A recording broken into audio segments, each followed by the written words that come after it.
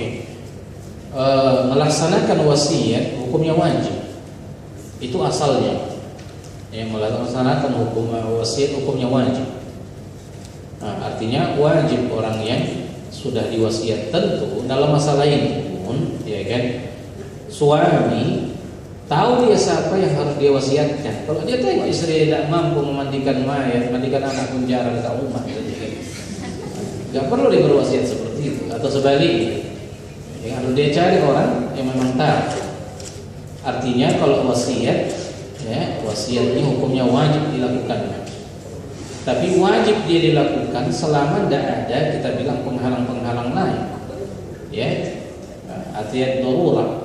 Contoh, dia diwasiatkan dimandikan oleh istrinya, tapi belum sempat dia wafat, belum apa, kan sudah dicerai. Misalnya, gimana melaksanakan wasiat itu? Nah, sementara dia masih dalam iddah, belum dia rujuk, dia wafat, ya tentu wasiat di sini tidak bisa dilakukan. Atau misalnya yang dia wasiatkan itu jauh di tempat lain. Saya ingin kalau saya wafat saya dimandikan oleh Pak Khairil. Saya wafat, Pak Khairil pindah ke Malaysia. Gimana? Tak mungkin kita panggil dia kemari untuk mandi. Tidak. Makanya ditengok apa uzurnya. Nah, selama uzur yang tidak memungkinkan dilakukan wasiat itu, maka ini tidak berdosa kita tidak melakukannya. Tapi selama tidak ada uzur, itu wajib. Ya, wajib, tidak boleh kita tidak laksanakan wasiat itu. Nah, mungkin nanti di sela-sela praktik bisa ada pertanyaan-pertanyaan. Jadi Ustaz, kita bagi dua sesi. Ya. Kita bagi dua sesi ya. Satu sesi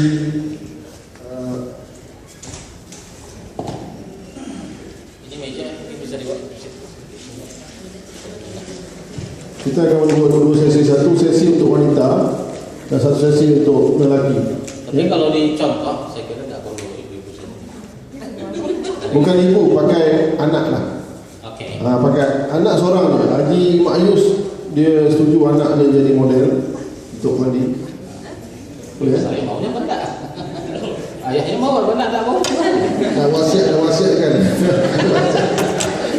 Jadi model. Boleh ya? Untuk contoh aja deh. Contoh je tak.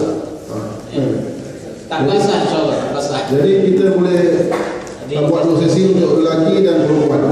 Satu sesi untuk perempuan, satu sesi untuk lelaki. Cara mandian lelaki dan cara mandian untuk perempuan ya. Jadi kita mulakan dengan lelaki dulu, baru perempuan ya. Jadi kita boleh berkumpul setempat supaya berkumpul kat depan ni tengok macam mana ustaz ajar. Untuk lelaki dulu, lepas tu kita panggil wanita lah ya.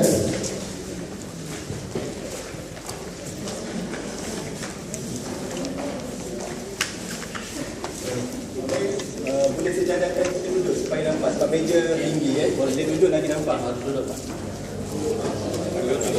Tak nampak ke atas? Okey. Alright. Okey.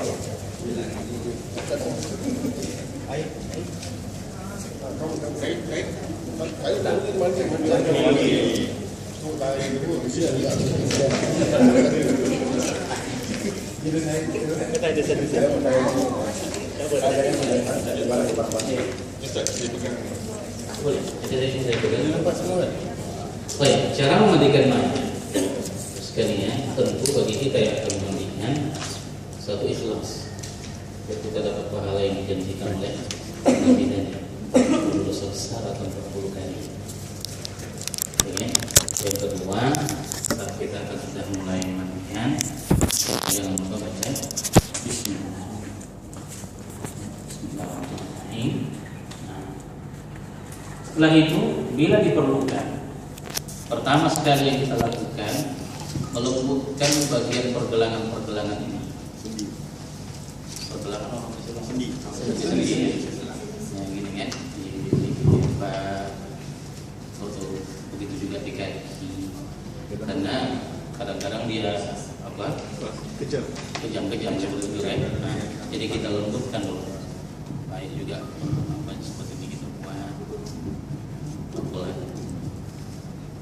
Ini yang pertama.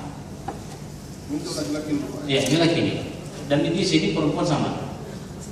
Ya, tetap juga mayat itu kita persendiannya itu kita lembutkan dulu. Tak perlu minyak lagi Bu kalau udah masuk.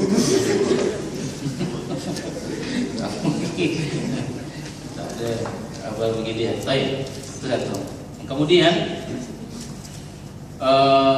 baru kita istinjakan dulu. Ya kan? Nah, cuman yang yang terbaik terlebih dahulu. Ini dua cara. Ada yang memang biasanya dengan pakaian mayat mereka sudah istinjakan dia. Ya kan? Belum lagi mereka tukar pakaian, sudah mereka istinjakan. Dan biasanya itu di rumah sakit di sini. Nah, itu langsung nanti setelah mereka sudah istinjakan, mereka basuh, baru mereka tutup, baru mereka gunting pakaiannya. Ya, mereka gunting aja dan buang. Tapi kita tidak mau. Udah ya. Oke. Jadi kalau cara mengistinjakan, ya diurut-urut dulu bagian perut ini. Nah, dan ada seorang yang mengangkat, boleh angkat seperti ini. Nah, pelan aja, begini. Ya, pelan aja, pelan. Dan diusahakan saat kita memandikan tangan kita ini tidak langsung, tapi harus ada apalah semacam kaos pengalas seperti ini, atau sarung tangan tuh, ya. Nah, ini dia kita kita urut seperti ini.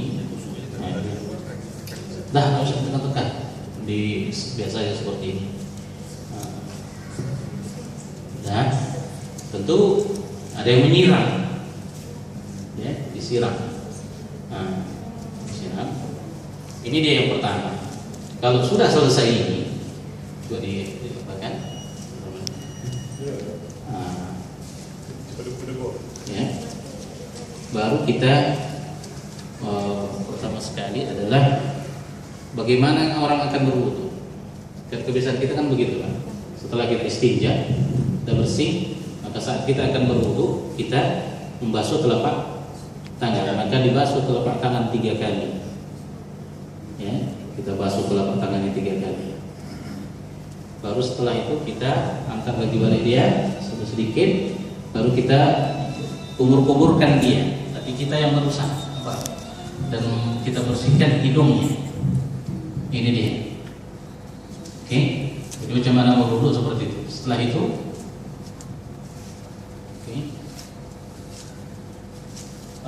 baru mulai kita tutup seperti ini.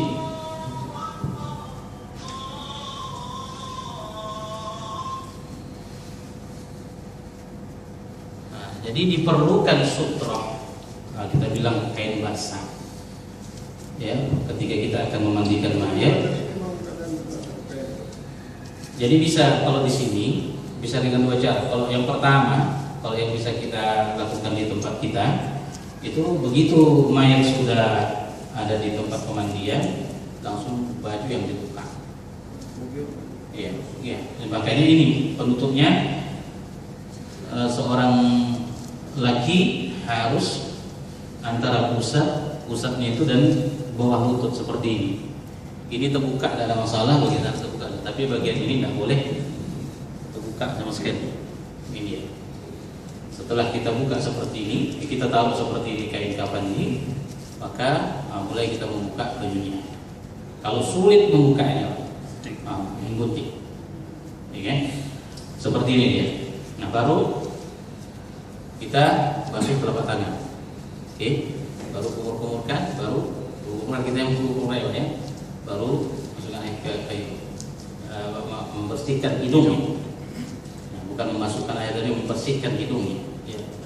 Nah, caranya diambil air tangan, diginikan.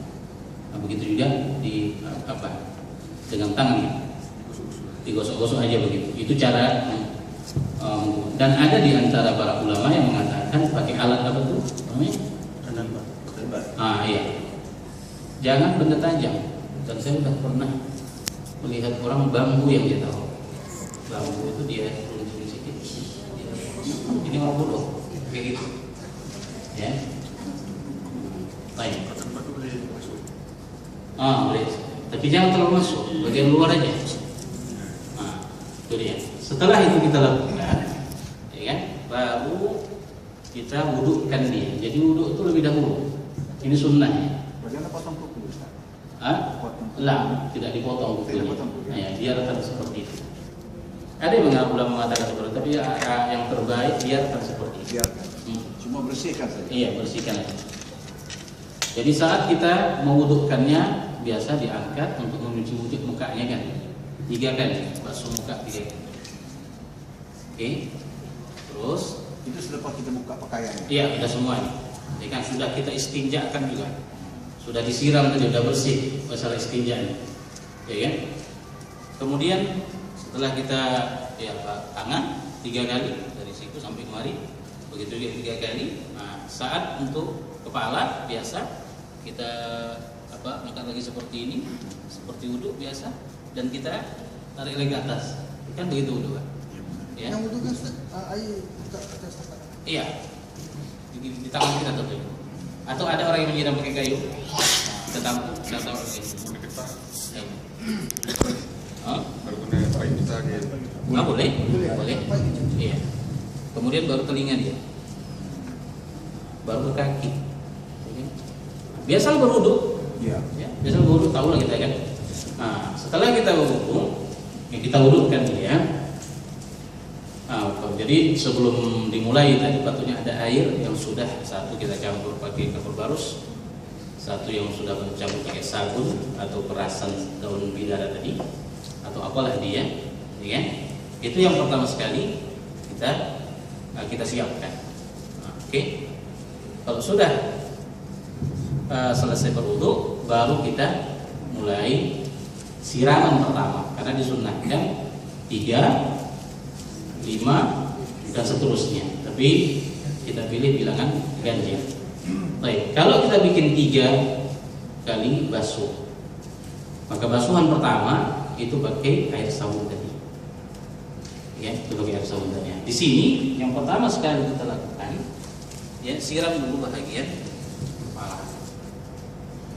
Ya, bagian kepala dan buka dia dengan air sabun tadi. Oke. Nah, di sini perlu kita apakan rambutnya, diurai.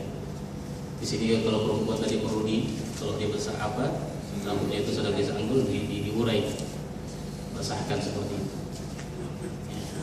Selesai, ya dapat niat untuk mandi. Sebenarnya niat kita aja berniat memandikan mayat.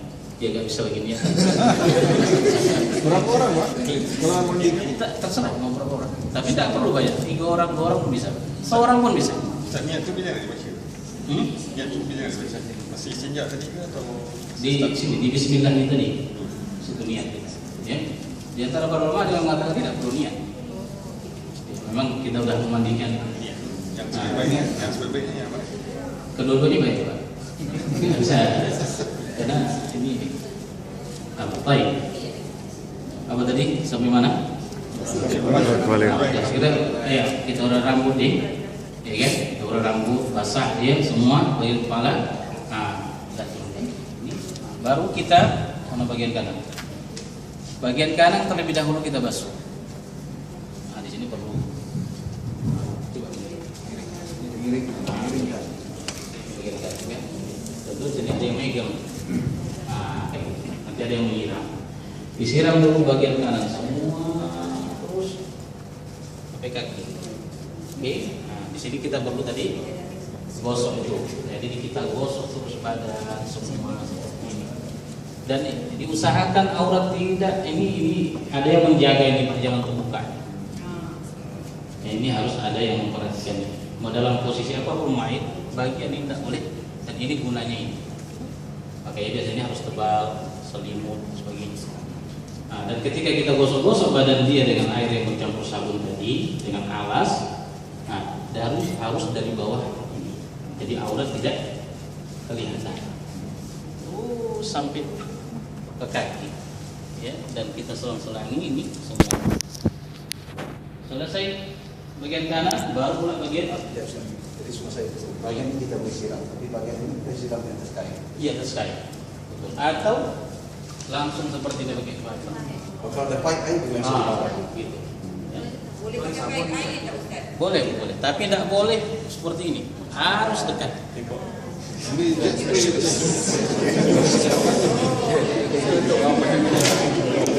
Kalau jauh-jauh kan itu kesannya marah tuh gitu. Soalan. Sedia siapkan air yang di bawah tu. Iya, inilah semua. Gosok-gosok, buka seperti ini celah-celah. Pokoknya semua celah yang ada di sini. Ya kan? Nah, bagian aurat. Jadi bagian aurat itu begini. Makanya pakai alas.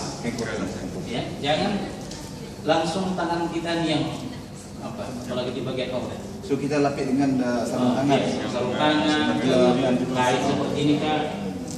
Jadi kan? Maknanya yang bagian-bagian lipatan semua kena Kena kena air. Iya, lakukan air baru air sabun. Nah, jadi kanan di luar, baru kiri biasa. Ya, ada yang apa? Ada yang nyiram, ada yang menggosok seperti ini, dibuka sedikit, kemudian bagian aurat dari bagian bawah sampai bersih. Ya, itu mudah ya. Ini tidak susah sebenarnya. Ya. Oke, setelah itu sudah siap, kita basuh semua badan dia, nah, baru air biasa, air yang tidak Tadi ya sabun ya. Ini air bersih. ya, ini kamu membersihkan badan dia. Biasa mulai dari kepala dulu. Mulai kepala, kemudian kita rapatkan lagi seperti ini, bagian kanan di luar, sampai bersih. Nah, begitu juga. Sambil gosok lah, dan kayak sabun itu hilang juga dia kan. Nah, begitu juga intinya seperti itu, ya kan? Di bagian aurat juga seperti itu, basuh, ya, semuanya. Oke? Ada yang bilangnya 5 itu, yang tengah-tengah yang Terserah. Itu terserah. Ya. Itu yang paling terpenting, basuhan akhir mau 5 mau 9 yang bercampur dengan kabur batas, itu akhir. Ya. Jadi kalau mau yang kelima setuju dia paling akhir yang bercampur ke kabur batas. Oke, baik seperti ini. Ustaz. Kiraan tu macam mana Ustaz? Satu kanan, kiri kira satu. Ataupun Enggak. terus Itu sekali itu dihitung satu semua tuh. Air sabun tuh dihitung satu semua tuh. itu kira satu. Itu satu. Satu lagi sekali. Cuman didahulukan kanan, didahulukan baru kiri. Begitu dia. Tapi itu dihitung satu. Oh ini satu. Ya, itu satu nih. Yang masuk sini dua. Nah, setelah masuk air bersih, air sabun satu, air bersih kedua. Dua. Caranya bagian kepala kanan kiri sampai selesai. macam kita mandi tangan Iya, betul Pak. Oh, itu sunnah. Ataupun Ustaz, kita nak pusing dia berat kan, pusing sekali, sabun, air biasa satu, lepas tu daun mineral terus, boleh? Sebenarnya Contoh kalau nanti- kita seorang lah. Kalau kita seorang dia mandi kan, Iya. ada orang tolong, kan berat kan. So sebelah kanan itu, mula air sabun, air biasa, tu daun mineral terus. sebenarnya ada masalah. Cuman kalau Bapak lakukan seperti itu, ya, dia tidak akan bersih. Terus Yang Iya. macam mana Ustaz? Baik-baik. Baiknya kayak tadi. Jadi air sabun dulu semua. Pak. Ini kira satu. Nah, itu dikira satu. Cuman dahulukan kanan, baru kiri. Lepas tu Semua disabun, digosok dan sebagainya, baru siram lagi dengan air bersih. Ini yang kedua. kedua. Ya kan? Ini yang kedua. Biasa seperti tadi, bagian kepala terlebih dahulu. Semua ini, telinga ini kan. Kemudian bagian kanan, bagian kiri dengan membaringkan dia. Oke. Setelah semua itu selesai, baru kita ambil air yang bercampur kapur baru. Kira yang ketiga lah. Itu yang ketiga. Ustaz, soalan. Kalau kita pakai kain kan, masuk muka, kalau air masuk hidung, Nah, ini diusahakan Pak saat kita menyiram bahagian yang terbuka, ya kita usahakan ditutup, jangan langsung. Ikan ini akan berpengaruh pada tubuh mayat. Susah kita lihat, akan keluar nanti najis dan segala macam. Nah, makanya